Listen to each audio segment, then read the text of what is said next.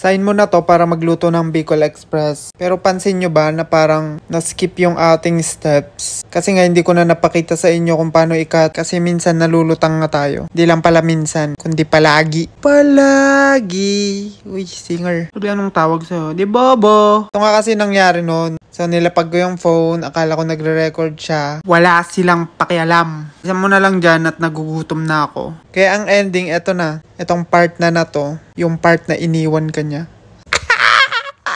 Ito nga, nagsutay lang tayo ng ginger, bawang, sibuyas. Tapos nilagay na rin natin yung baboy. And pag medyo naluto na ngayong baboy, ilalagay na rin natin yung sitaw. Pagkatapos mong lagyan ng sitaw, ilagay mo na yung katas. Ay, sarap. Yung katas ng coconut.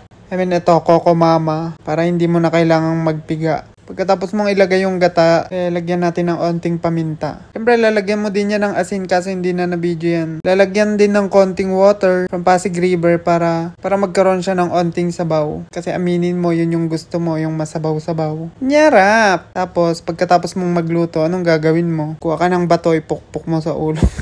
Joke lang. Siyempre, kakain na tayo. Titikiman na. Titikman natin to kung masarap. Kung mas masarap ba siya sa akin. Hi! Kita nyo nga yung red na yan. 6 na pirasong siling labuyo yan. Kasi nga the spicier, the better. Siyempre kung ganito yung ulam mo, papa-extra rice ka talaga dyan. Tapos magkakamay ka. Like what the hell? Hindi naman siguro kita sa reaction ko kung gano'n siya kasarap na. Pumapalakpak pa nga yan siya. Habang bino-voice over ko nga tong video na to, gusto ko ulit magluto ng ganyan. Paano ba naman? Pampalapot daw yan ng ano. Anonas! Na anonas kita, bi.